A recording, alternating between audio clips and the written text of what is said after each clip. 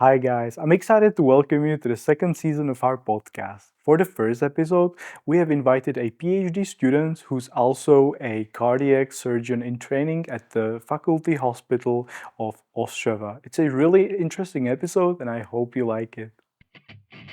This is Expat Episodes, where new stories begin. I'm Martin, your host, and I'll be guiding you through the stories of expats in the Czech Republic. Hello, Kaiko. Thank you so much for taking the time to join me. I'm really excited to have you here with me. Thank you for having me. Of course. So, Right. how are you? How was your day? I had a good day. It was fine. I went to work like usual, but in all, I had a pretty standard day. Nothing interesting, just the usual. Sounds good. Yeah. I will ask you more about your day soon, because right Okay. now I will need to know who exactly you are. Could you introduce yourself, please? Okay. So, Okaiko Okante.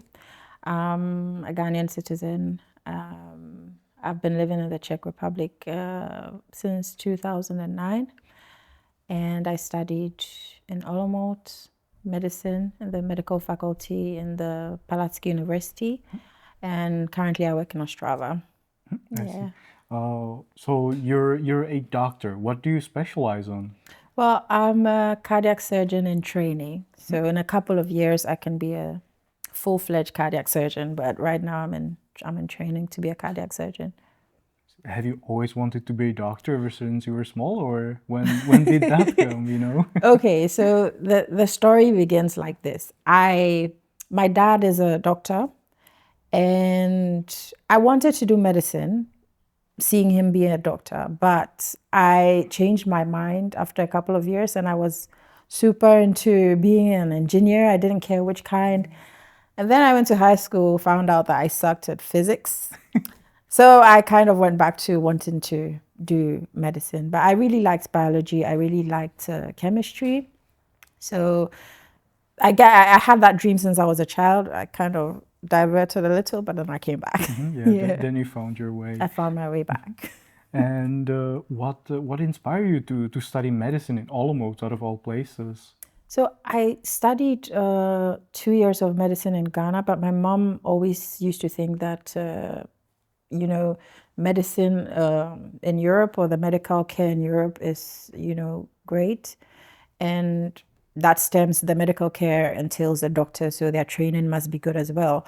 So she did a lot of research, and she found out that Czech Republic had a good system for training doctors. She did some researches into the school, and I think she liked Palatsky University because it was quite calm. It was not in the capital, so she says, okay, so you'll take the entrance exam. So I really didn't have a say in moving to the Czech. My mom, was very instrumental in me moving to the Czech Republic. Yeah. I see. This is amazing because Yeah. you're the very first doctor that we are talking to on our podcast. So, Right, right. could you please walk me through the process of actually becoming a A doctor? So, doctor. you finish your degree, then what? Then you either go back home if you're a foreigner, or you go straight into a specialization. But I would like to touch on, for foreigners, the process we go through. So if you're a foreigner wanting to study medicine, you have two options. You either study medicine in English language or you study in the Czech language. Typically, those who study medicine in the Czech language, I'm speaking from the point of view of like a Ghanaian, you would have to have a scholarship from the government. And you would have to learn Czech for 1 year. It's like an integration course for 1 year. That's just learning Czech language. And then you start your 6 year program learning medicine in Czech language. If you want to study medicine in English, it's usually funded by yourself.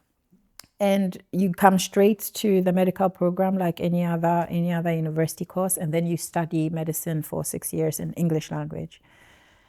Then during your study, it depends on the rules of the university. I will touch on Palatsky because that's what I know. You have two Czech lessons a week for 3 years, for the first 3 years. And they touch mainly on medical Czech and some, basic Czech in the beginning of the course. So After you do that for 6 years, you study Czech for 3 years, 2 lessons a week, then you finish your 6-year program. You either go back to where you came from if you want to, and if you want to study here, then you will have to do a language exam and this is for anyone in the EU wanting to work in the Czech Republic. You would have to do a language exam in the Ministry of Health to get your medical license to work as a foreigner. So I think that's pretty standard. So Yes. this means that you are pretty fluent in Czech language, right? Yeah. Okay, sounds good. Okay. How's your r like? Because like that's the most problematic sound for Yeah. any foreigner coming Well, here. the j is it's an interesting sound. It's very peculiar to Czech people. And I will say that I did a lot of practice to get that right. My j sound is fine. So I'll say words like dobře and I don't know. You can give me any word to say in Czech with a j sound and that would be great. What about řeřicha? Řeřicha, There you go, like perfect. červená řepa. Oh my God, you're really good at this. Yes, because I practiced. Yeah. So But- was it hard to learn Czech? Because it's one of the hardest language, especially if you don't have like a Slavic background, Slavic background, right? yes. Yes, Czech is a difficult language. And this is coming from somebody who studied French. So French did have the genders, but we don't have the cases. And Czech has 6 of them. So then a word changes 6 times, whether it's male or female, whether it's singular or plural. It makes the grammar very, very complex. And it's a difficult language. It's not impossible to learn it, but it takes a lot of time. And for someone who, like, I would also add coordination because, but for somebody who has very bad coordination, I would say it's possible because I kind of learned it too. So I think it's possible, but it's a very complex language. It's a beautiful language, but it's complex. Oh, definitely. Yeah. Thank you for sharing this because I think it's really important for any expat to have this drive, to have this motivation to really learn the Yes. Czech if they want to stay here long term. Yeah, because in my uni, I'm the only one who stayed over to work here, and most of the people, typically those from the UK, would go back to the UK to try and get spaces or slots for work. I think the language factor is a big thing too, because doing a residency in the Czech, I think, is relatively easy for everyone, because you go straight into your specialization and then you do your respective rotations for that specific specialization. But when you go to the UK, or even you go to places like Portugal, you have to fight for your slots, or there's only limited slots for certain specializations, and a lot of people want it. So then it's hard to get into a specialization that you want.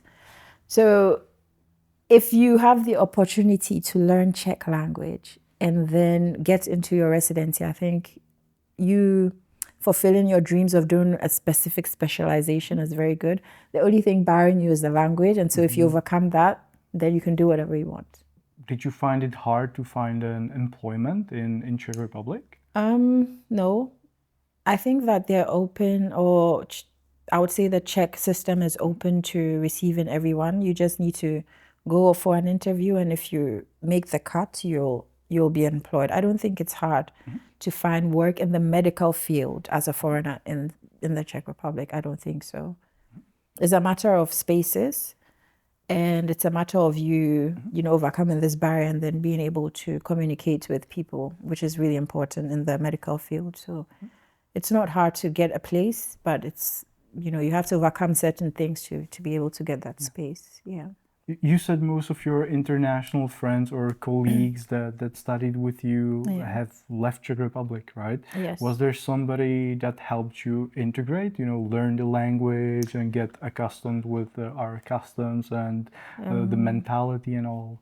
Well, I wouldn't say no one helped me, because I had a Czech teacher, sorry, and I had my partner at the time was Czech too, so I kind of integrated in that way, but there wasn't a lot of time to make friends. Of course, the people in the hospital were really welcoming, and those like you work with understood that you had to learn the language. So they kind of like, I wouldn't say they were hard on you, but they were rooting for you, and so they would, put a little bit of pressure on you to kind of like learn the language. So I'd say the people around the hospital kind of helped with integration. Yeah, because they also try to not keep it just mainly medicine. They also try to make it more social, so that I could actually feel a little bit at home. Yeah. Yeah, I can imagine it must have been really hard for you, to even care about other people or to make friends because you're a med student who's Yeah. learning medicine in Which is Czech. So yeah. So it was quite like busy. So I think it's possible to make friends, but I think when you are thrown into a situation where like you have to, face like some difficulties or you have to jump some hurdles to get to a level playing field. I think that it's quite difficult to even, make time for yourself. But and how is it now that you lived here for a couple of years, you've got your career established? Because I met you during the Christmas Party. African community meeting. So Yeah, there yeah. was about what 50 or 60 people from Africa. So that must have been really really great to meet them. It was a nice atmosphere because it was like I have never been to an event like that in the Czech Republic here. And how do I put it? It was a nice feeling to meet other Africans. I didn't know certain people. I knew just maybe one or two people. I knew of some people, but I haven't had the opportunity to meet them. But I think that was a great avenue to make new friends or, realize that there's other people like me who are here who are also trying to integrate into the system. So Right. that was really nice. And have you ever heard about Ostrava Expat Center or what we do? The first time I heard about it was from Andrew, and he told me about that briefly. I didn't know that, there were events. I knew maybe there was an expat center, but I thought that it was like, an organization that helps foreigners and that was it. I didn't know there were like social programs that would help like, Ghana, a lot of like foreigners to meet up and then, have, this kind of interaction. So the first time I heard about it was maybe like a year ago. Yeah, I don't know when he knew about it, but Andrew and I, Andrew is busy, I'm busy too, so so I didn't know, but from what I understand, this was like the first African, party. Yeah, so then I didn't miss too much, yeah, so I made it to the first one. So he told me about the Expat Center, and actually one of my friends said something that she was going to, there was a food fair. And I'm not sure if the Expat Center is the one that like organizes we were it. part of it, but we didn't organize it. Yeah. I think I know what you mean. Yeah, there was like a food fair, African food fair, and then, some Africans would make food, and then tasty food, and Yeah, but yeah, this was the initial meeting of the African community because Right. during Work in Life, one of our events, I was Yes. approached by Francis, I believe, and he said that it'll be really nice to create the Like a community here in community in Ostrava. Right.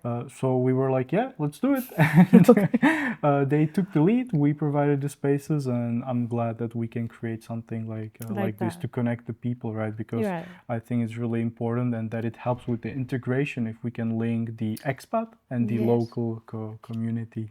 Yes, I think that if I knew or if there was an African community before, I feel like I would have felt a little bit more at home than, or I would have been more sociable than I am now because like you don't make so many friends or you don't know a lot of people. And it's better when you do things in groups because then you're not so shy. Definitely. So yeah. then I feel like I would have had more of like a social, connection with even Czech people if I knew that there was like an African community. But it's never too late. So please follow our Instagram or social media. Attend our events. We'll be happy to have you. Great. That would be we don't great. only have like women clubs, but also chat clubs where you can get to know other expats and chat with them. Right. Okay, that would And be on great. that note, I have a question regarding, you came here from Ghana Right. to Czech culture. What was some of the most shocking things, or like what really surprised you about Czech people, or Ostrava, or Czech Republic? I would have to think about that one. Uh-huh. Well, okay, there's always a culture shock because in especially in the capital, Accra, there's like it's a little bit chaotic when it comes to driving, road traffic and everything. Everyone here obeys the rules, even though I've seen a lot of couple of crazy drivers on the road. But in Ghana it's worse. It's not about the rules, it's about who is brave enough to move in an intersection. So there's a little bit more order here when it comes to driving. I think that one thing that I was shocked about with not sure I wasn't shocked, but it was just a little bit surprising to me. When we're interacting or I meet a friend, say on the way somewhere, it's subconscious. I would grab you by your shoulder and then walk with you aside.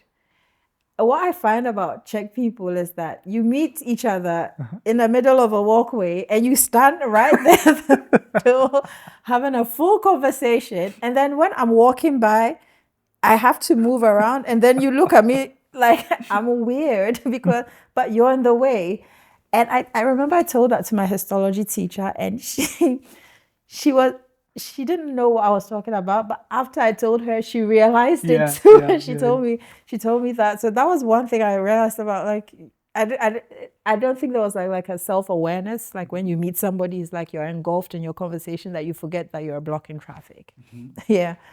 But the cultures, I don't know. I think obviously we have different cultures like European, African, with respect to our cuisines, our customs, and everything.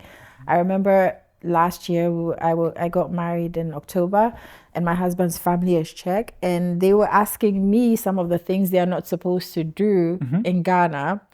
And I had to, they wanted us to have like a full conversation, a sit down. Okay, so what can we do in Ghana and what can't we do in Ghana? What's offensive and what's not? That kind of thing.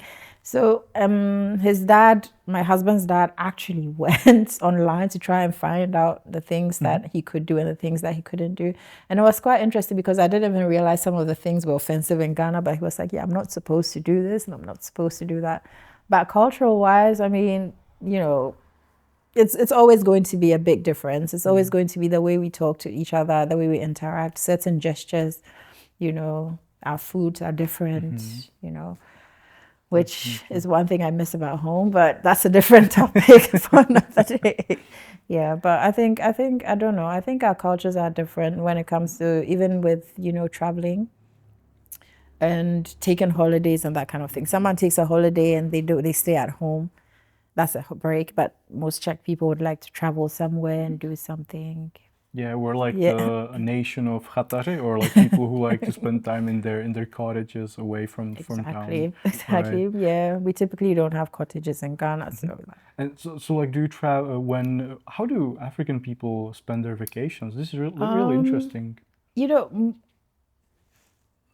if we can circle back to language, Okay. most people would go to say maybe Spain, Portugal, that kind of thing. You won't find people saying, "Oh, I have a holiday and I want to go to the Czech Republic," because I don't think they've been exposed to the sights and sounds of Czech Republic, like the tourist attractions of the Czech Republic. They are only used to these exotic places, but not to like these things. So I think that the language is also a factor, because if I don't speak Czech, I mean, some people say, okay, there's a lot of tourists going to Portugal and they probably speak English, but Czech people are not known to speak English like internationally, so they wouldn't go there. So typically they would go to Europe, but they would go to UK, specifically London, or the US. But I think now with social media, I think people are seeing more of destination, different destinations, what other places have to offer. I think now with the influx of social media, people are going to other places apart from just London and US, you know, that kind of thing. This is maybe a perk of living in the heart of Europe. You're gonna basically travel anywhere. It's somewhat And it's cheap. easier to Yeah. travel because you would be amazed that Europeans have a very good, system for transport. If you're in, say, Ghana and you want to go to Senegal, you can't just find a flight that goes straight to Senegal. You have to go either to Addis Ababa and then fly to Senegal, or you are going to Ivory Coast and then to Senegal. There's no, and I think that Africa it's unexplored by Africans. So most Africans have been to more European or more many times to say England than they have actually been to any other African country. And it's partly because there is no marketing to see the nice places in Africa, and also there's no means. So if you have to travel, it's so tedious. You'll spend 2 days trying to get to a destination in an African country that is beautiful. So we basically have a problem with transportation when it comes to things like that. It's not so easy. It's possible, but it's not easy. So you wouldn't bother to do that. I see. I hadn't thought about it in this Yeah. way. So my mom worked in Senegal and I wanted to go to see her on my break. So I went from Czech Republic to Ghana and then I wanted to go to see my mom in Senegal. So we had a hard time finding flights. So I had to eventually go to Ivory Coast, stay over at her friend's house, and the next day there was a flight to Senegal. And it was the same way back.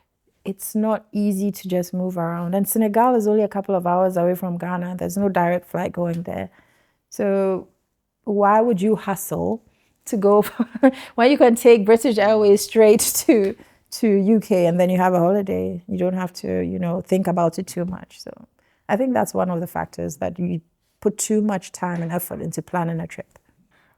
If I can circle back Yes. to your histology teacher, I have to say that I also didn't realize that, standing in, I don't do it, maybe I hope, but, I never really thought about that it will be like a Czech thing or like an European thing. I thought, first time I saw, I was like, okay, so this person is doing this. And the second time I saw it, and then I saw it too many times. I was like, oh, it's a Czech thing. Sounds good. I will have to look into it. I will start being aware of it. I can assure you that you'll realize it. Once I tell you, you will realize it that you're walking in the pathway for pedestrians, and there's two people having a full-on conversation. You have to circle around them and risk being hit by a car. So, and we also mentioned cuisine. So, how do you like Czech food? Is there like something that you really like? I would have to think about that one because Czech cuisine. I can tell you what I don't like. I don't like knedlík. And I don't know why. Maybe I'm autistic and maybe it's the consistency. But the thing, I cannot. We have dumplings in Ghana. We have a version of it. My husband doesn't like African dumplings, and I don't like Czech dumplings. But I'm thinking of Czech food. I think there's one thing you do with the králík. Okay. Yeah, I don't know. I don't think it's a typical Czech thing, but I ate it in Czech, and so I like that. But I think you ate králík. Oh no! And that was the first time I did. It's tasty, but I don't know. I think typical Czech. I mean, it's fair point that you don't like dumplings, because there's like various types, but Czech people are really proud of their dumplings. And I like cabbage zelí, but then it's the way you cook it. It's sour. Mm-hmm. How do you say kyselé? Yeah, kyselé zelí. Uh-huh. Yeah, I can't do that one. Not even zelí. So No. you basically hate vepřoknedlo zelo. Yeah, I've seen that. And I see. What about beer? Do you at least like the beer? I was introduced to beer by my husband. So yeah, I do like Czech beer. Mm-hmm. Not too much because it's like, for women, I was kind of watching our figure. So we're like, oh no, the beer is going to make you go. But I do like it. I like it's tasty. I would like to mention that I wouldn't say it's a taboo, but in Ghana specifically, beer is associated more with men than it is with women. And so if a man saw a woman drinking beer in Ghana, they are looking at her like, okay, she's wild. But when I came here, I realized that it was pretty normal for everybody, men, women. Yeah. adolescents, Yeah, to although drink beer. although if you like order a wine and a beer, then the waiter may mismatch it, thinking that the beer goes for men. But yeah, Okay. we are getting to the near of the episode, so Okay. I promise at the beginning that I will ask you about what a day in life as a cardio surgeon in training looks like. So can you maybe tell me? Okay. So you have to make it to the hospital usually at 7. What work starts at 7, and then we have our main morning meetings at 7:10. So you're typically either in the ward or in surgery. Surgery can go for as long as, the longest I've been in surgery is 11 hours. 11 That hours. was long, but that's usually during a complication. Cardiac surgeries are typically 4 hours or more. Sometimes you get lucky to have a 3-hour surgery. Then after surgery, you have your lunch, you have whatever you need to do. You're typically doing a 24-hour shift after work if you are, it depends on the roster. So you stay 24 hours or you are on call. On call means that you don't stay in the hospital for 24 hours, but you come in when there's an emergency surgery. And you have to get to the hospital by, say, 30 minutes within the call, because you have to rush into surgery and then, after, so pretty much standard. And you have 8, like, in America, they work 9 to 5, or most people work 9 to 5, but we work from 7 to 3:30. If you finish early, then that's good for you. I typically would, after work, go to the gym because I like to do CrossFit. And after CrossFit, I'm pretty much broken when I go back.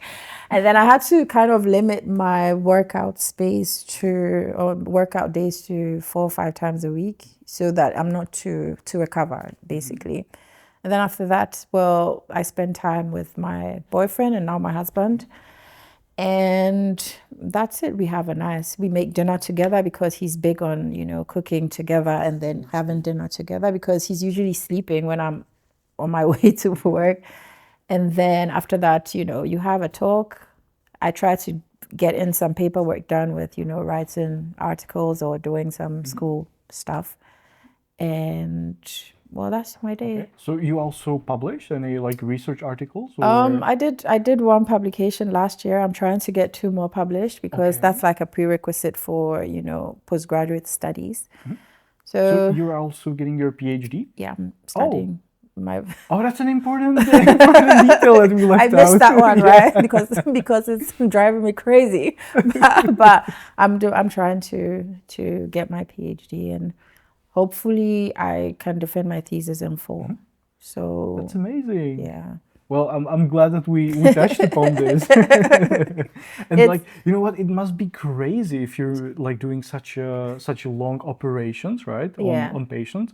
What if you need to have a break or anything? You break the sterile field, no? Or I'll tell you what happens. Usually when you are in such a long surgery, it's usually during a complication, and so you actually forget that you're hungry. oh, There's a lot of adrenaline because you're trying to solve whatever is going on, and usually you can ask for a drink or a sweet and they will slip it under your mask, or they'll put the straw through your mask and then you can take a sip. Typically when there's a complication, there's a period where we both, surgeon assistant, we have to wait. So we agree that one of us goes to have a 15-minute break. So you eat for 50, like you have a 15 minutes time frame to eat, go use the bathroom, and then come back, and then the other person goes and then comes back. Because there's always a period where we have to keep the patient on the machine, the heart-lung machine, for a couple of, maybe 30, 45 minutes.